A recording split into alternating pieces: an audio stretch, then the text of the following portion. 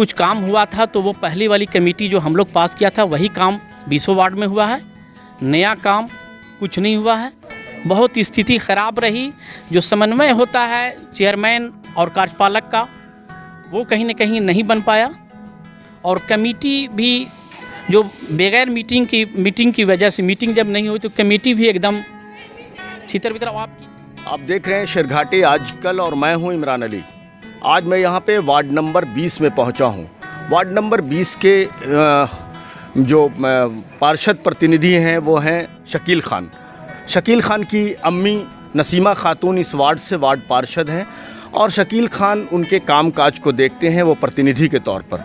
वैसे शकील खान 2007 में इन्होंने यहाँ पर वार्ड पार्षद के रूप में चुनाव मैदान में उतरे थे।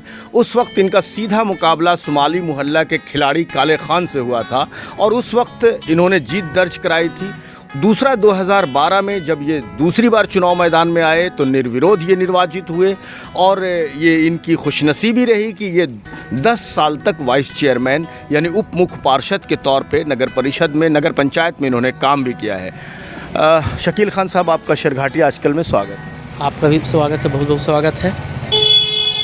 पहला सवाल कि अभी जो कार्यकाल आपका, जिसमें आपकी अम्मी पार्षद हैं, आप प्रतिनिधि के तौर पे इसको देख रहे हैं, आपको काफ़ी अनुभव है नगर पंचायत चलाने का।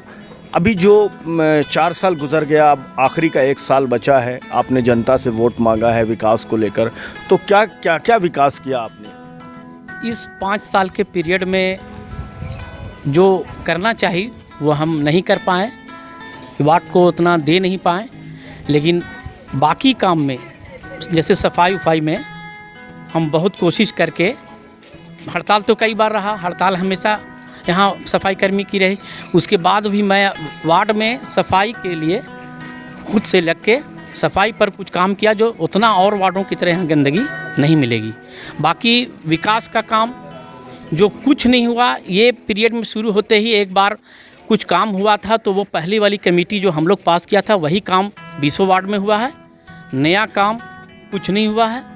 क्या कारण है सर, आप क्या कारण मानते हैं डेवलपमेंट नहीं होने? कारण ये है कि इस पीरियड में 4 साल में 7 कार्यपालक को बदलना, कोई कार्यपालक खुद चले गए, कोई काम नहीं कर सके, या फिर कोई को विभाग ही बुला लिया। इसलिए और बहुत यहाँ पर जो रहा स्थिति, बहुत स्थिति ख़राब रही। जो समन्वय होता है चेयरमैन और कार्यपालक का, वो कहीं न कहीं नहीं बन पाया। और कमेटी भी जो बगैर मीटिंग की वजह से, मीटिंग जब नहीं हुई तो कमेटी भी एकदम छितर-बितर। आपकी ये हुआ कि जिसकी लेडीज़ जीती हुई जहाँ से, और उसको ज़्यादा नुकसान हुआ है। अच्छा सवाल आपसे ये पूछेंगे कि आपके यहाँ भी आपकी अम्मी पार्षद हैं, तो क्या मुश्किलें आती हैं जहाँ जो लेडीज़ जहाँ वार्ड पार्षद हैं उनके लिए, और क्या मुश्किलें होती हैं? मुश्किल ये होती हैं कि उन लोग हमेशा ऑफिस में नहीं जा पाती हैं। जब वहाँ पे बैठक होती है, बैठक तो नगन यहाँ कुछ नहीं हुई, जो बैठक होती है तो उस बैठक में उन लोग अपनी बात को पूरी तरह से नहीं रख पाती हैं। और जैसे हम लोग प्रतिनिधि हैं या कुछ रहे, अनुभव रहे, कुछ रहे, मैं वहाँ बैठ नहीं सकता हूँ। जब नहीं बैठता हूँ तो अपनी बात को वार्ड की सही से रख नहीं पाता हूँ। और हम लोगों के यहाँ की लेडीज़ ऐसी हैं कि पूरा वाकिफ़ भी नहीं है पूरे वार्ड से कि कहाँ पर क्या है, तो इसका भी असर पड़ा है। और हम ये बताएंगे आपको ये भी कि ये 4 वार्ड 16 से 20, ये 5 वार्ड, इसमें इस पीरियड में बहुत अनदेखी हुई है।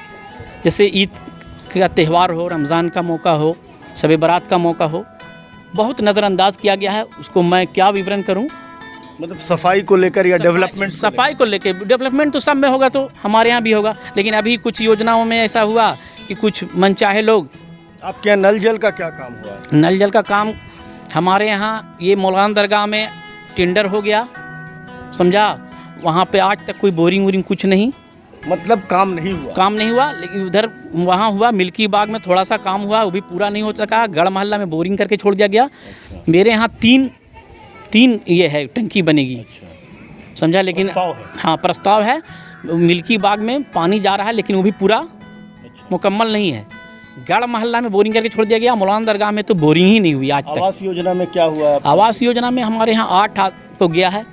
अभी जानते होंगे कि 28 कॉलोनी सब के यहाँ आवास हम लोग 20 वार्ड में पास किया था। सबसे पहले 60 आवास आए थे, जो आपको अजय कुमार वीडियो थे यहाँ के कार्यपालक थे, वो कहा किए कि मनचाहे एक वार्ड में दे दिए थे। अच्छा। तो हम हाई कोर्ट गए थे, हम ही गए थे। हम यहाँ पहले लोग शिकायत इस सब में बहुत दौड़े, SDO DM के यहाँ सब दिया, लेकिन कुछ नहीं हुआ। हम हाई कोर्ट गए, नगर विकास यहाँ जांच लाया तो बहुत दूसरा चीज़ जांच कर लिया, तो वो फिर हटा। उसके बाद में फिर कॉलोनी बढ़ा, तो हम लोग 28 कॉलोनी 557 कॉलोनी समझा आवास पास हुआ, जो हमारे यहाँ 8, कोई यहाँ 10, कोई पर 7। नहीं, आपके यहाँ काम कितना हुआ आवास योजना में? लाभ कितना मिला? 8 आदमी को मिला, वो भी 4 आदमी को एक ही किस्त गई, और 4 आदमी को 2 किस्त गई, तीसरी किस्त आज तक नहीं गई।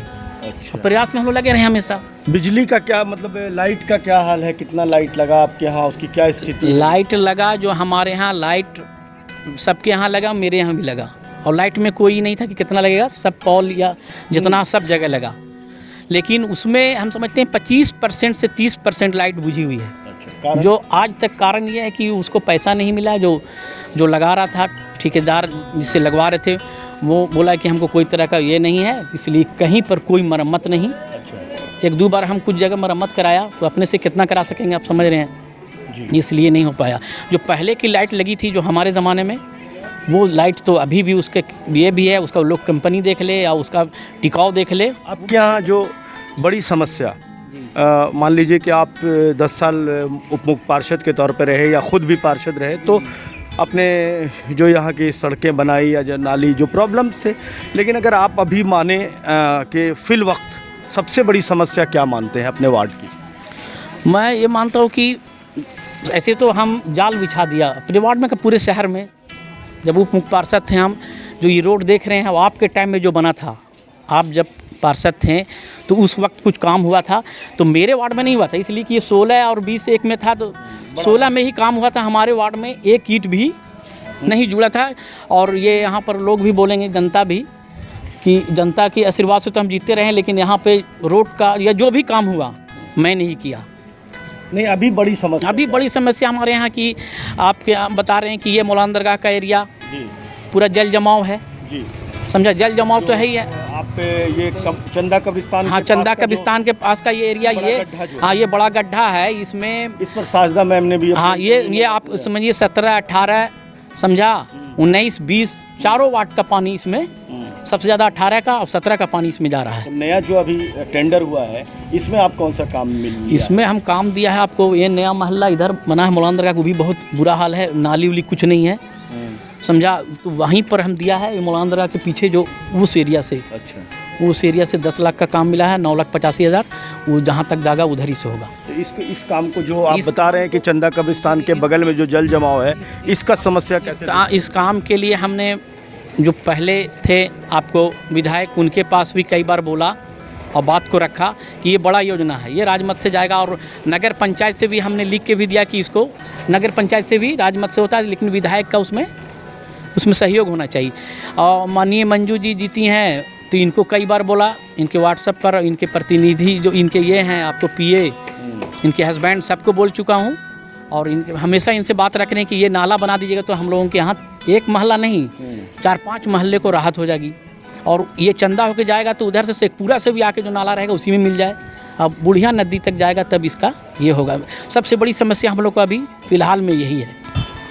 शकील भाई, आप उप मुख्य पार्षद रहे थे, तो बड़ी जिम्मेदारी आपके हाथ में थी, क्योंकि चेयरमैन चनारिक पासवान हुआ करते थे, तो आपके यहाँ जो उस समय भी बस स्टैंड की हालत थी और टाउन हॉल निर्माण की जो मांग चल रही थी, ये तब भी अधूरा था, आपके कार्यकाल में भी, और अब भी अधूरा है। क्या कारण है? उस वक्त भी नहीं बन पाया टाउन हॉल, या बस स्टैंड की स्थिति नहीं सुधरी, अब भी नहीं सुधरी है?